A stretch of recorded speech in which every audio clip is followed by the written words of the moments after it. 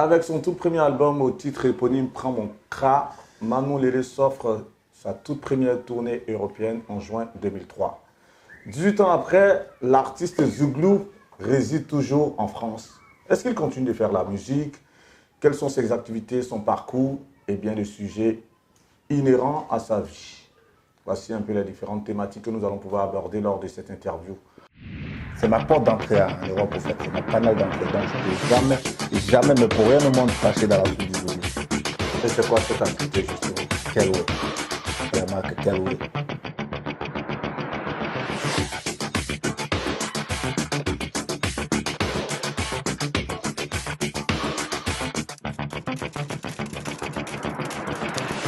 Manon Lélé, est-ce que tu continues de prendre le cra?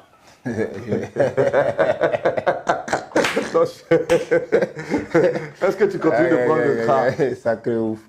Non, mais non, c'était juste un concept. Sinon, j'ai jamais fumé et voilà, j'ai jamais touché à la cigarette. Bah, c'est ce qui est paradoxal justement avec cette histoire de prendre mon cra. Tu n'as jamais fumé, tu ne prends pas l'alcool non plus. Non. Mais comment est-ce que tu peux sortir une chanson qui fait, on va dire en griffe, l'apologie enfin, de pouvoir du tabac, on va dire ça comme ça? Comment dire, le Zoulou à l'époque et même jusqu'à maintenant, c'est toujours basé sur des faits de société et surtout du vécu. Moi, j'ai fréquenté pas mal de potes fumeurs, mais quand je dis fumeurs, mais des gros fumeurs. Voilà, comme on dit, des vrais pompiers. Voilà, donc c'est à partir de là que l'histoire est partie. Le fait de les voir se passer le cra, Exactement. donc ça t'a inspiré. Exactement. Et en même temps, à la sortie de cet album, on se retrouve avec la crise post-électorale, d'où... Là, on n'était pas encore, on parlait pas de crise post-électorale. Là, c'était la crise militaro, voilà. Bon, c'était la crise militaire, la crise militaro-politique de 2002, en septembre 2002. Septembre 2002, exactement. Voilà. Vu que justement cet album il est sorti, la date exacte c'est quand? Le 22 septembre 2002. Voilà, donc on va dire 3 jours après. Voilà, il y a eu le coup de force le 19 septembre 2002. Le 19 septembre. Ouais. Justement, on sort un album dans une telle atmosphère. Après, il y a le coup-feu. Je sais qu'en son temps, il y avait les Kunta Cisco. Et boum, toi, ton titre aussi qui s'impose. Est-ce que tu t'attendais à un tel succès? Bon, faut dire que, en réalité, faut dire que ça nous a inquiété beaucoup, ce coup de force qui s'imposait à la Côte d'Ivoire. Ça inquiétait mon projet. Tout mon staff était inquiet. Mais bon, comme on dit, le malheur des uns fait le bonheur des autres. C'est comme ça. Dans quel sens? Parce que face à cette crise, on s'est retrouvé qu'on appelle avec le manque de cigarettes sur toute l'étendue du territoire. Oui, c'est vrai, ouais. Voilà. Sachant que c'est Boaké qui était c'est Boaké qui est toujours la grosse zone de fabrique de cigarettes en Côte d'Ivoire. Tout à fait. Le pays est divisé en deux. Le nord, où est fabriquée la cigarette, qui est Boaké, le centre, mais bon, on va dire que la partie nord est occupée par les rebelles. Donc il n'y a pas de cigarettes dans le sud. Et l'activité principale se passe dans le sud. Donc voilà. Ça a contribué, franchement, ça a contribué. Ah, tout le fait qu'il n'y avait pas de cigarettes, voilà. Ça faisait que les gens, exactement. en entendant cette chanson, ça... Ok, exactement. En écoutant du moins cette chanson, ça donnait aussi un boost à l'album. Exactement. Et des bouches à oreilles. Toi, tu résidais où en ce temps, lorsque cet album sortait? Au nouveau quartier. Okay. mais tu as enregistré ton premier album où, avec quel musicien? Avec M. Olivier Blé. Comme arrangeur, j'ai eu mon chef d'animation Warrior à Amman, qui s'appelle Frankie, on l'appelle Biba Solo affectueusement, qu'on a déplacé des Mans jusqu'à Abidjan pour faire les percus. J'ai eu la chance d'être assisté par Beauclair, Ella Meleke, des marabouts. C'était mes aînés à cette époque qui m'ont donné de la force. Justement, lorsque tu évoques de tels souvenirs 18 ans après, qu'est-ce que ça te fait? Ben, je pense qu'il y a beaucoup. Franchement, quand on replonge dans le passé, il y a vraiment des souvenirs. C'est énorme parce que aujourd'hui, la génération d'aujourd'hui n'est plus confrontée à cette réalité que nous avons vécue. Nous, à notre époque, pour avoir un producteur, il fallait aller faire des auditions, soit dans son salon ou dans un café avec ses amis. Il y a un petit public qui est déjà là pour te tu vois, pour te mettre sur le schéma de la scène. C'est ça. Donc tu dois chanter C'est devant. un cas pratique, au fait, on va dire ça comme ça. Exactement, voilà. Aujourd'hui, ça n'existe plus. Donc il y a tous ces souvenirs-là qui nous ont formés, moi qui continue de me former. Aujourd'hui, ça fait que, quelque part, j'ai pas peur, quel que soit le nombre de personnes qu'il peut y avoir devant une scène, j'ai pas peur de. Voilà. J'ai pas le trac d'embrasser le micro. Ouais, c'est clair que tu fais aussi dans du live, très souvent. Ça, on va en arriver. Vu que tu appartiens à une génération, avant de grainer toi ton parcours à toi, on va s'intéresser à un sujet d'actualité. Tu connais bien Molière? Oui, Molière, c'est ma génération, si. Vos rapports, c'est quoi? Molière, nos rapports, bien, nos rapports sont au bon fixe. Voilà, ils sont au bon fixe, parce que c'est la génération, je suis sorti de la même maison de disques que Molière, on s'est pratiqué avant que je ne vienne en France. Pour te dire, pour que je vienne en France, Molière et moi, on était sur la même feuille de route pour venir en France. Et bon, après, son staff a jugé autrement, il est resté. Moi, j'ai eu la chance de venir. Tu connais également Malmo? Si, si, je connais Malmo. Malmo, je l'ai connu par le canal de Yodé. Je le connaissais avant sans le pratiquer. Voilà. Parce que quand j'étais à Boaké, j'étais en quête de producteurs. Malmo était dans un groupe qu'on appelait Zenglin, je crois, qui avait sorti une danse qu'on dans le temps on appelait Moumamou. Voilà. Mais il était fin, il était tout fin, il n'était pas comme ça. Et 3 ans après, en France, il périt pas en Côte d'Ivoire. C'est là que j'ai fait la connaissance de Malmo par le canal de Yodé. Et il devient plus qu'un frère pour moi. Parce que voilà, aujourd'hui, il réside ici, donc on fait pas mal de choses ensemble. Je connais très très bien Malmo. À l'évocation des noms de Molière et de Malmo, forcément, ça nous emmène tout droit à cette polémique qu'ils ont suscité ces derniers temps, que ce soit dans les médias, que ce soit sur la toile, les réseaux sociaux et autres. Comment est-ce que toi, tu as suivi tout ça de loin? Moi, franchement, je vais être honnête, ça m'a déchiré le cœur. Parce que c'est des événements qu'on n'a jamais connus dans le Zouglou. Et que ça passe par ma génération, parce que je vais dire, aujourd'hui, on a la quarantaine. C'est-à-dire, après nous, il y a des petits frères. Donc, normalement, les petits frères doivent copier notre exemple, comme nous, on a aussi copié l'exemple des Yodé, des Siro, Sombil et autres. Et tu vois des gars comme ça se mettre devant les médias pour se dénigrer, franchement, c'est une honte. Tu as écouté les différentes versions, ouais, sachant que tu connais Malmo et que tu connais également Molière. Si tu dois trancher là, selon toi, qui dit vrai? Franchement, les deux, ce sont des potes. Ce sont des frères, ce sont des potes, c'est des collègues. Je ne pourrais pas trancher. Moi, je leur dis simplement de passer l'éponge sur ce qui s'est passé et qu'ils grandissent davantage parce qu'aujourd'hui, on a nos enfants. Ouais, on a nos enfants qui sont avec nous sur les réseaux sociaux. On a nos enfants qui suivent tout ce qu'on fait. Parce qu'avoir la quarantaine, ça veut dire que tu as déjà un enfant qui a 15 ou 16 ans. Les enfants, aujourd'hui, avec la technologie, les enfants de 15-16 ans, mais ils sont avec nous sur les réseaux sociaux.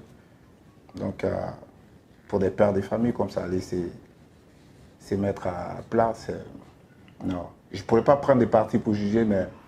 Bon. On ne te demande pas de prendre parti, mais quand tu vois les différentes versions, selon toi, qui dit vrai ou qui dit faux? Non, ça veut dire que si je donne un verdict, ça veut dire que je prends parti. Donc, non, mais ce sont tes amis, tu as dû échanger avec eux. Tu te dis peut-être que bien sûr que j'ai échangé avec eux. Lorsqu'il parle de la production avec Enzo, et qui est son pote, tout et tout.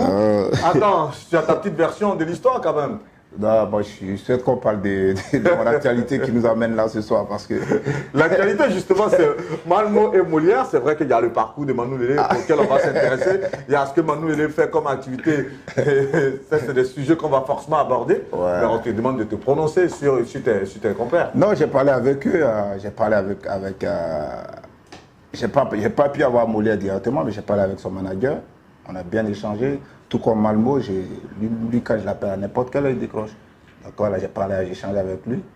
Pour Malmo, c'est encore plus facile parce qu'il est ici avec moi, on vit la même réalité ici. Voilà, donc c'était normal qu'il me décroche, quoi. Donc on a parlé, j'ai parlé avec lui. Fais-nous des confidences sur votre conversation. Avec Malmo? Oui. Non, pas ici. Bon, vu qu'on parle de Malmo et de Molière, je sens que les polémiques dans le milieu artistique Zouglou, ce pas les premières polémiques du genre. On a pu assister aussi à celle de la séparation de Prico Golini avec Magic Diesel. Ton petit commentaire là-dessus? Bon, moi, je pense que les petits frères, excuse-moi, Magic Diesel, c'est des petits frères. Je pense que tout le monde a le droit de faire des erreurs dans la vie. Donc, je pense que ils ont fait une erreur et après, ils sont allés s'excuser. Tant mieux. Je suis content pour eux, le fait qu'ils aient reconnu leur tort et puis aller s'excuser auprès de leur boss. Voilà. Parce que j'ai pas connu leur début à San Pedro, c'est-à-dire leur parcours de San Pedro à Abidjan, mais dans leur début, j'ai quand même eu une bonne collaboration avec M. Golini, avec qui j'entretiens des bons rapports. Voilà. Lorsque j'étais dans mes débuts de mon projet Kelway, il est venu me voir à Abidjan, on a échangé, on m'a parlé de Magic Diesel. Après, j'ai été voir les petits frères. En tout cas, ils ont du talent, mais comme on dit, seul le talent ne suffit pas, en fait. Voilà. Autour du talent, il faut se faire entourer par des gens qui peuvent te faire avancer. Il faut beaucoup écouter. Donc, je crois qu'ils ont fait preuve de sagesse pour aller demander. Tu penses qu'ils ont été victimes de leur entourage? Je pense, ouais. Si, je pense. Même moi, j'ai failli passer par là, parce que c'est quand on a le succès, il y a des gens qu'on n'avait pas connus au départ, quand on était dans la boue, qui viennent aujourd'hui, ils vont te faire des propositions. Et après, quand tu n'as pas la tête sur les épaules, c'est comme ça part en vrille. Non, tu penses que Magic Diesel, les deux ils ont membres été, du groupe, ils ont été engrenés, ouais. Ils ont été non, tu penses qu'ils n'ont pas la tête sur les épaules? À un moment donné, ils ont failli ne pas avoir la tête sur les épaules. C'est pour ça qu'ils sont retrouvés dans cette situation. Voilà. Tu as dû suivre aussi la sortie médiatique de Jim VDA, où il a quand même été assez un peu trash. Il a critiqué quelques acteurs du Zouglou aussi. Quel est ton commentaire sur ça, sur cette Ouais, sortie, après oui, si, j'ai vu ça vite fait, mais je dis que c'est son cri de cœur. C'est son cri de cœur, donc moi je préfère mettre. C'est un coup de gueule, en fait, on a dit ça. Voilà. C'est un coup de gueule, il en avait marre, donc il fallait qu'il s'évite, il a fait, il est passé à autre chose. On est passé à autre chose, après nous tous on est là. Hein. Même ceux pour qui il a créé son ras-le-bol, est-ce qu'il ne s'appelle pas? Il s'appelle, c'est fréquent. Et il vient de dégoupiller un single pour ça, tout ça. Donc ouais. Il a agi aussi avec preuve de sagesse. Donc, coup de gueule, tu en as poussé aussi toi dans Moi, dans ta carrière moi je suis le mec easy. Non, parce que je me connais, moi, je préfère t'appeler, on va régler ça hors antenne. Ouais, tu vois. Voilà. Parce que moi, moi, je fais pas ça, non. Je fais pas. On s'intéresse à Manon Lélé. Tu as grandi dans quel environnement?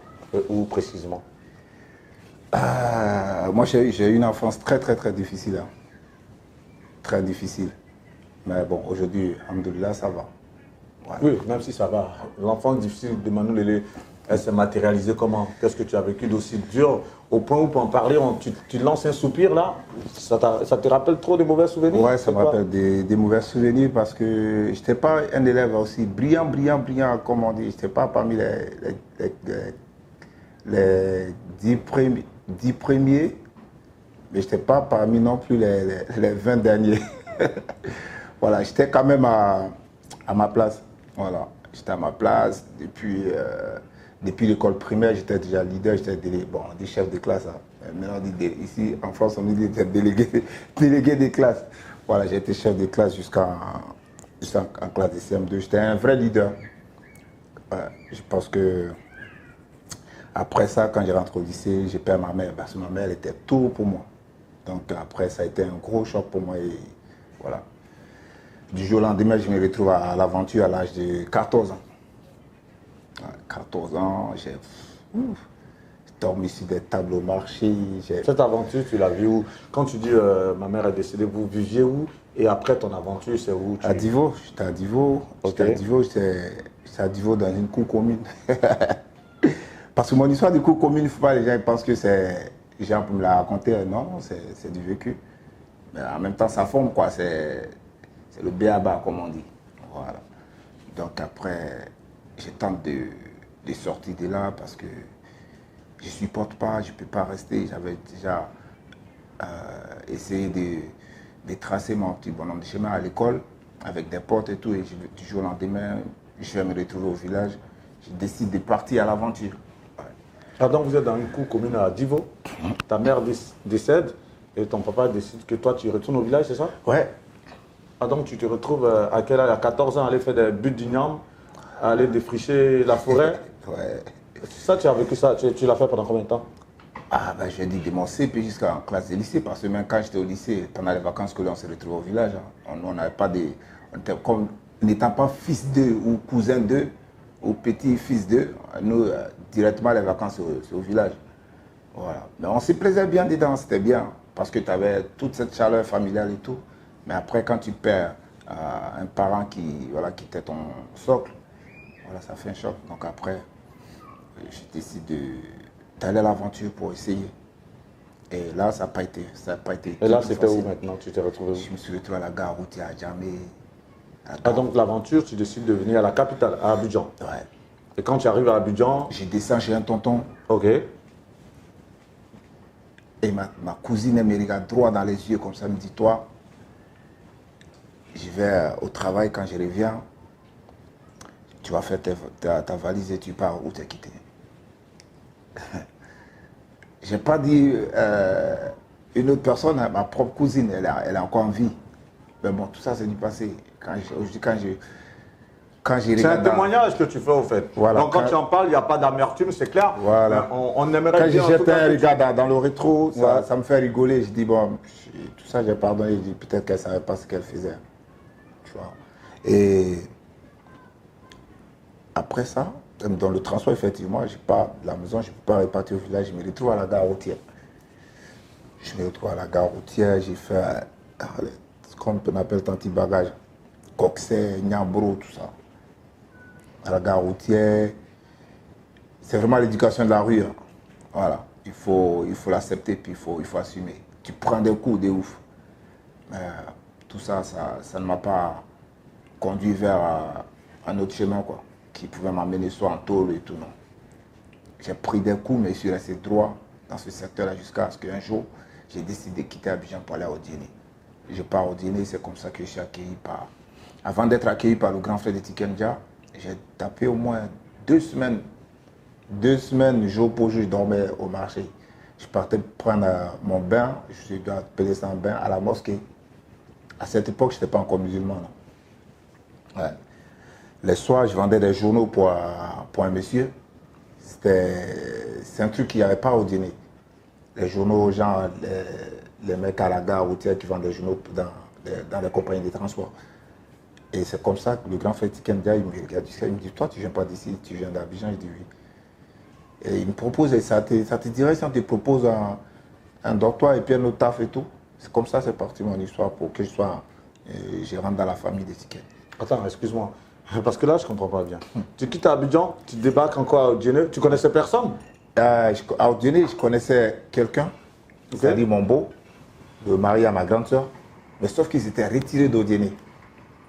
Donc j'arrive à Odiené, on me dit la ville où ils sont, le véhicule qui part là-bas, c'est...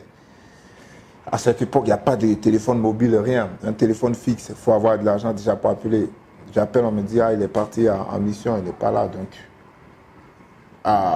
je vois ma vie en train de tourner. Je dis, bah, certes, ma grande soeur ici, j'ai des parents ici, dans cette ville peut-être, mais il faut que je me cherche. C'est comme ça que je me lance à faire le petit commerce, le petit business de vente des magazines. Et je croise le monsieur et qui me propose de gérer son kiosque à café, kiosque, à restaurant. Et qu'il pourrait me faire de la place dans sa famille. Et j'ai dit, j'accepte. Je reste là pendant... C'est parti comme ça. Je suis resté pendant 2 ans et demi. C'est après que mon beau, il a eu de mes nouvelles. Il est venu, mais j'étais déjà à fond dans mon projet. Il me dit, non, il faut que tu reprennes l'école et tout. J'ai dit, non. Là, je viens de perdre déjà presque 2 ans. Non, je ne peux pas repartir à l'école. Voilà. Je savais ta proximité un peu avec Tikenja, mais je ne savais pas qu'elle était aussi fraternelle. Ouais, si, c'est très Du fraternel. coup, tu as dû voir les débuts de Tikenja. La composition de son orchestre. Raconte-nous un peu. Bah. Oui, parce que toi, tu as eu la chance de partager cette intimité et jusqu'à présent, vous gardez de très bons rapports. Ce serait très intéressant que tu nous racontes un peu les débuts de Tikenja. Ouais, moi quand j'arrive au dîner, Tiken, il sort du lycée. Ouais, il sort du lycée, il arrête en cours secondaire. Et il décide de se lancer dans la musique. Tous les voisins, personne ne voulait entendre. Je me rappelle bien, il y avait une laverie en face de chez eux. Peut-être sur cette émission, il va rigoler. Le monsieur en face, il n'aimait pas la tête de Tiken. Non, il dit qu'il faisait du bruit tout le temps. Mais ce qui a été sa force, il y avait un professeur au lycée professionnel d'Odiéné qui s'appelait Dominique, si je me rappelle très bien, un Français qui lui a donné de la chance, il lui a donné de la force. Il était instrumentiste, il était guitariste. Donc il a aidé à monter son orchestre, Tiken a usé de sa connexion pour faire venir des musiciens d'Abidjan. Et il a eu l'espace de la mairie. Le maire lui a accordé l'espace et il vivait que de la musique. Le matin, il se réveille, la musique. Le soir, il prend les pauses l'après-midi. Le soir, la musique. C'est comme ça qu'il a monté son band, les Jellies d'Odiéné. Voilà. Et moi, j'étais dans le restaurant, mais je partais très régulièrement assister aux répétitions. Je ne savais pas qu'un jour, j'allais devenir artiste. Tu vois. C'est comme ça. Grâce à Tiken, j'ai parcouru pas mal de petites villes à Odiéné. Je connais pas mal de petites villes. Je connais bien le Nord. Ouais. Bah, là, tu parles de ses débuts où il forme l'orchestre des Jellies d'Odiéné. Ouais. Mais quand il sort son premier album, Quand il sort son premier album, il était à Odiéné ou bien en ce moment-là, il vient à Abidjan. Au fait, pour que Tiken sorte son premier album, à cette époque, il y avait un concours qu'on appelait Marlboro Rockin'. Ouais. Voilà. Personne avec Alex Grégoire, puis le grand frère John Jay. Ouais. Ouais. Ils ont été compétis à Boaké. Nous, on était persuadés qu'ils allaient être le groupe retenu le premier, au fait. Ouais, ils allaient lauréat. Lauréat, voilà. Et bon, malheureusement, ça n'a pas tourné comme ça. C'est les Woody, à cette époque, qui ont remporté cette phase-là. Ils ont même eu droit à un séjour en Angleterre où ils ont enregistré l'album Picasso, tout ça. Ça, c'était face aux Jellies. Tiken et son band, ils ont été deuxièmes. Donc, après ça, ils décident d'aller à Abidjan pour monnayer son talent. Donc, je pense que à sa venue à Abidjan, ça n'a pas été facile. Ouais, ça n'a pas été facile. Ça n'a pas été facile. Il était à Bobo, chez la famille, mais ce n'était pas facile. C'était pas vraiment facile. Parce qu'à Abidjan, ce n'était pas comme à Odiéné. Parce qu'à Odiéné, sa mère faisait son petit commerce, elle vendait du riz à la gare. Tu vois, nous, on aimait bien manger son riz et tout. Donc, il y avait un peu d'entrée. Il avait ici une petite galère, sa mère pour le dépanner, ou son grand frère qui était un grand menuisier de la ville, pour le dépanner. Arrivé à Abidjan, ce n'est pas la même réalité. Donc je pense qu'il a été confronté aussi à des difficultés. Et moi, je suis reparti à Divo. J'ai quitté Odiéné pour aller à Divo en vacances. Je vais repartir à Abidjan. J'attendais. J'ai dit non, je cherche un artiste qui s'appelle Tant dans les bacs. Je cherchais sa cassette partout. On me dit non, on ne le connaît pas. Alors qu'au nord, là-bas, il était roi. Il cartonnait de ouf. On me dit non, on ne le connaît pas, on connaît Bac Médio. Ouais. C'était quoi sa chanson là déjà? Je ne sais pas me rappeler, mais alors je sais que c'était... Tu sais que tu lui as donné 5 Togo. Bah, super. C'est un truc comme ça. C'est ça qui était à la mode de ouf. Je dis, mais putain, mais à quel moment je vais écouter le son de Tiken? Je demande partout, on me dit non, on ne le connaît pas. Je dis bon. Après, j'ai tapé l'œil. Et c'est quand moi je suis rentré maintenant dans la phase de l'activité que j'ai compris, ah ouais, c'était pas facile pour le grand frère. Parce qu'il en a bavé. Moi aussi, j'en ai bavé, mais de ouf, j'ai dit, ah ouais.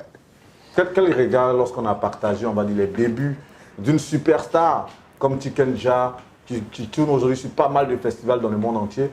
Quel regard tu as, toi, en tant que, je vais dire pratiquement en tant que petit frère? Bah, je pense que, je dirais, dans la vie, il ne faut jamais se décourager. Il faut toujours être déterminé. Être déterminé, rester concentré sur ce qu'on fait. Et seul Dieu a le dernier mot. Parce que ce gars, il vient de très, très, très, très loin. Ouais. Il vient de très loin. Tiken, c'était les reprises de Bernie. C'est quoi, quand vous écoutez Tiken, vous retrouvez beaucoup de Bernie dans son feeling. C'était ces artistes qui fait de ouf. Tu vois, donc, il vient de très loin. Dans la vie, il ne faut jamais désespérer, il ne faut pas perdre l'espoir. Il a cru en son activité et puis voilà. Aujourd'hui, ça paye. En tout cas, cette maxime, elle te va super bien. tu as cru en toi aussi. 18 ans aujourd'hui en Europe, Manu Lélé, est-ce que tu continues de faire la musique Zouglou? Est-ce que tu continues de sortir des albums? En vrai, le Zouglou, la musique ivoirienne et notre identité musicale, je dirais que le Zouglou, c'est ma porte d'entrée en Europe, au fait. C'est mon canal d'entrée. Donc, je ne peux jamais, jamais, mais pour rien au monde, cracher dans la soupe du Zouglou. Voilà. Mais pour l'instant, je ne me donne plus trop les moyens de faire des albums ou de vraiment me focaliser sur ce secteur. Voilà, parce que on prend de l'âge, comme je disais tout à l'heure pour le cas de Malmo et Molière, les deux frères. Aujourd'hui, on a la quarantaine, il faut avancer. Parce qu'après nous, il y a des gens qui viennent. Hein, et les petits qui viennent, ils sont très dangereux. Donc, je ne dis pas que je ne suis pas fort. Je suis fort à ma manière, mais pour l'instant, j'ai un peu mis en stand-by pour me consacrer à une autre activité. Et c'est quoi cette activité justement? Kelway. C'est la marque Kelway. Vous savez, avant que je rentre dans le